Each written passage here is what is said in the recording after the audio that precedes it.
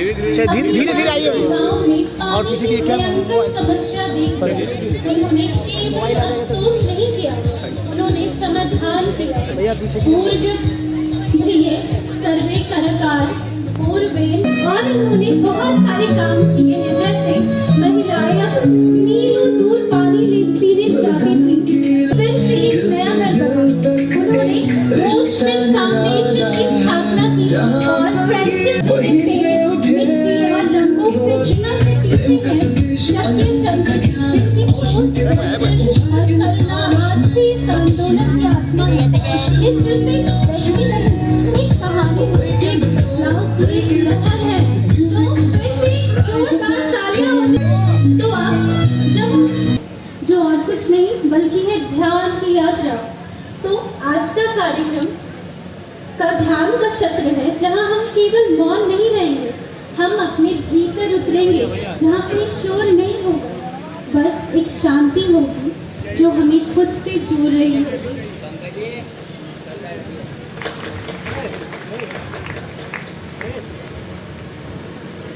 कार्यक्रम को आगे बढ़ाते हैं। ध्यान का मतलब केवल आंखें बंद करना ही नहीं होता। ध्यान का मतलब मन खोलना, आत्मा को सुनना और उस मौन को अपनाना जहां हमारे सारे उत्तर पहले से।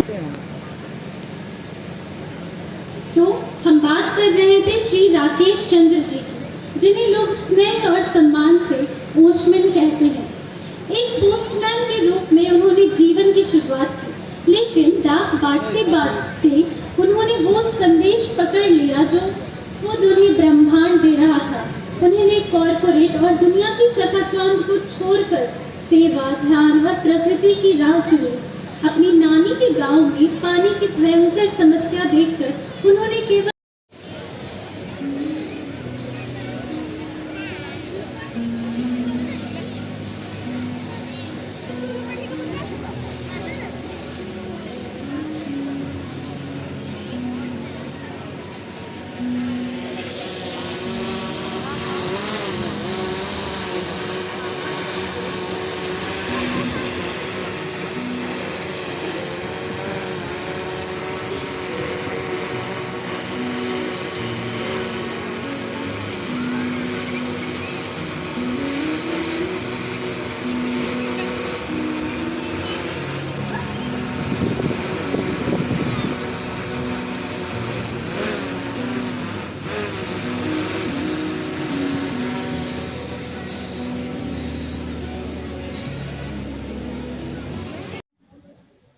मन विचार को निर्मित करता है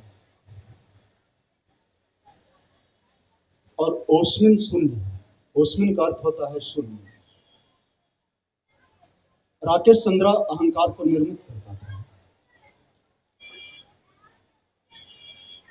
ओशमैन का अर्थ होता है सारे बूंद जो सागर में गिर गया है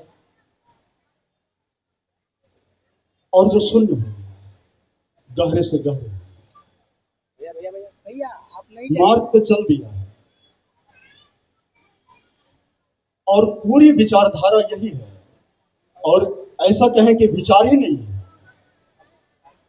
विचार से निर्विचार हो जाए लोग। एक ही शब्द में अगर इसे बोले, विचार को निर्विचार कर देना, मन को अमन कर देना। मेरा दूसरा सवाल है आपसे ओशमैन जी। ओशमैन को अब तक की यात्रा में क्या क्या उपलब्धियां हासिल हुई? उपलब्धियां का अर्थ है कि किसी चीज की चाहत, और जब तक उपलब्धि है इसका अर्थ यह हुआ कुछ पाने की इच्छा बरकरार है।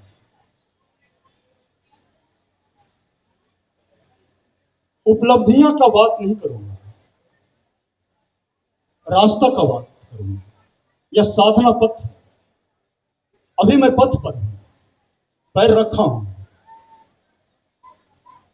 और हो सकता है कि इस जन्म में मिले या ना भी मिले। जुआ खेला हूं, पहले जुआ धन दौलत का खेलता था, डूब लिया उसमें, अब जुआ जीवन का लगा दिया।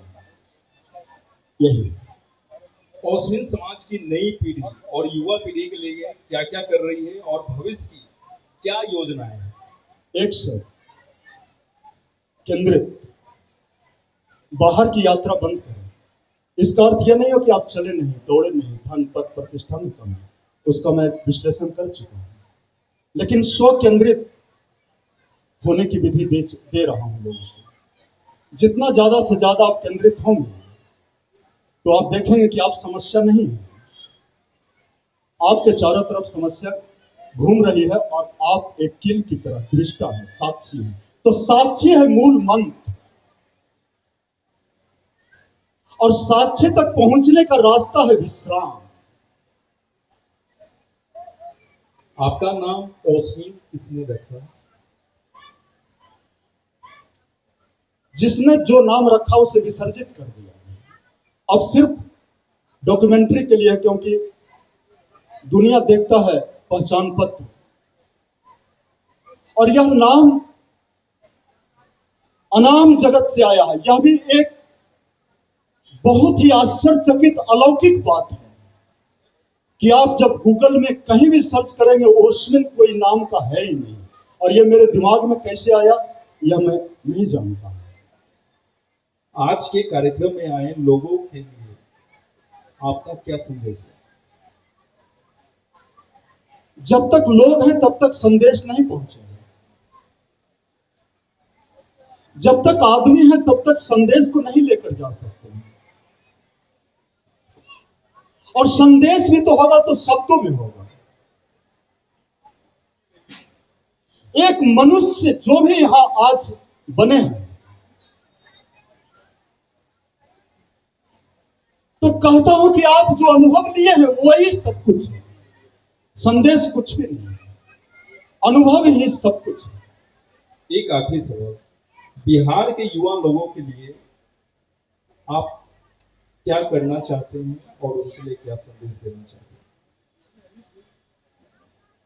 चाहत जहां तक है, उपलब्धियां जहां तक है, महत्वाकांक्षाएं जहां तक है, उस समय तक लाइन है, सीमित है। जब बात आत्मिक का हो जाता है तो ना कोई राज्य, ना कोई शहर, ना कोई देश, ना कोई बाउंड्री, ना कोई पृथ्वी, ना कोई प्लैनेट, ना कोई सूर्य, ना चंद्रमा, ना आकाश, ना पता। जिसकी बात कर रहा हूं वह है असीम, और आप जहां तक बात कर रहे हैं वह है सीमित। बहुत बहुत धन्यवाद ओशमिन जी, बहुत मीडिया को आपने अपना बहुत ही कीमती वक्त दिया, समय दिया, इसके लिए पूरी मीडिया टीम आपका आप सबको बहुत ही आभार प्रकट करता हूं। बहुत बहुत धन्यवाद करता हूं। पटना से यहाँ तक आए, कैसे मालूम चला आप लोगों को? जी जी, बस आपके ही एक टीम में है, और हमारे बड़े भाई तिवारी भैया हैं, उन्होंने आपके बारे में बताया और काफ़ी अच्छा लगा हमें यहाँ आके, और हमारी पूरी टीम यहाँ पे है और काफ़ी अच्छा लगा। और आप ऐसे ही ध्यान की वर्षा करते रहें, थैंक यू, यही thank you so much, thank you, धन्यवाद। Thank you so much.